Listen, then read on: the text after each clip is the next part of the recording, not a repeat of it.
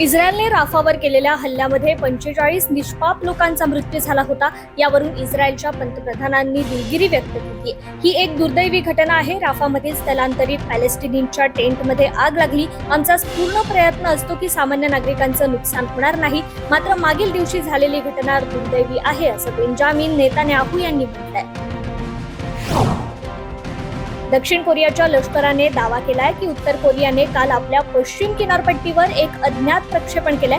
परिणामी जपानने आपल्या नागरिकांना सुरक्षित ठिकाणी आश्रय घेण्याचा इशारा दिलाय। दक्षिण कोरियाच्या जॉईंट चीफ ऑफ स्टाफच्या म्हणण्यानुसार प्रक्षेपण उत्तर कोरियाच्या वायव्येकडील प्रदेश डोंगचांग री येथून झालंय।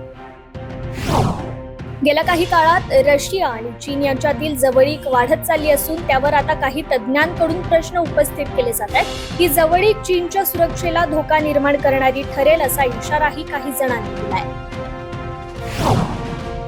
पाकिस्तान आणि तालिबान यांच्यातील तणाव कमी होण्याची चिन्हे दिसत नाहीयेत।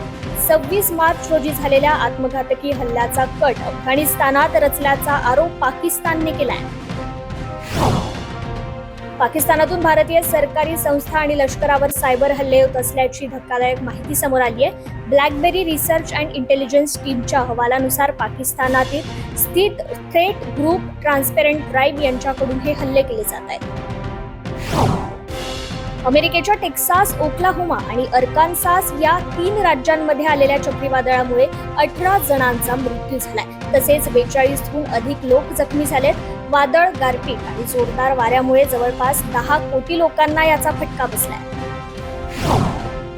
पापुआ न्यू गिनियामध्ये भूस्खलनात 370 जणांचा मृत्यू झाल्याची भीती व्यक्त करण्यात आली आहे। एंगा प्रांतातील काओकलाम गावात 24 मेच्या पहाटे भूस्खलन झालं होतं। इथे दरड कोसळून त्याखाली 150हून अधिक घरे दबली गेली होती। त्यामध्ये 670 लोक अडकले होते। या सर्वांचा मृत्यू झाल्याची भीती व्यक्त करण्यात आली आहे। विमानाने दुबई आणि अबुधाबी येथे प्रवास करणाऱ्या भारतीय पर्यटकांसाठी कठोर नियम लागू करण्यात आलेत। नवीन नियमांनुसार पर्यटकांना त्यांच्या बँक खात्यात 60 सहस्त्र रुपये किंवा क्रेडिट कार्ड आणि परतीचे तिकीट असणे आवश्यक करण्यात आले आहे। कोरोना महामारीतून जग काहीसं सावरलं असतानाच ब्रिटिश शास्त्रज्ञाच्या दाव्यानं पुन्हा चिंता वाढली। येत्या काळात कोरोना महामारीसारखी नवी महामारी दस्तक देऊ शकते, असा दावा त्यांनी केलाय। सध्या त्यांच्या दाव्याची जोरदार चर्चा होते।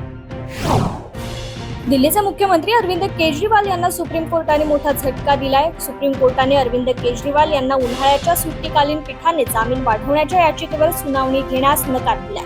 त्यामुळे आता मुख्यमंत्री अरविंद केजरीवाल यांना पुन्हा तिहार तुरुंगात जावं लागणार आहे। जम्मू काश्मीरमध्ये गेल्या 35 वर्षांतील सर्वाधिक मतदान झालं असून 2019च्या तुलनेत काश्मीर खोऱ्यात 30% अधिक मतदान झालंय। निवडणुकीचा उत्साह पाहून जम्मू काश्मीरमध्ये लवकरच विधानसभा निवडणुका घेण्याचे संकेत निवडणूक आयोगाने दिलेत। मिझोरममध्ये आज सकाळी एक मोठी दुर्घटना घडली आहे। रेमल चक्रीवादळामुळे सतत पाऊस सुरू आहे। त्यामुळे मिझोरममध्ये दगडाची खाण कोसळल्याने 10 जणांचा मृत्यू झालाय, तर अनेक लोक ढिगाराखाली दबले गेल्याची माहिती मिळतेय।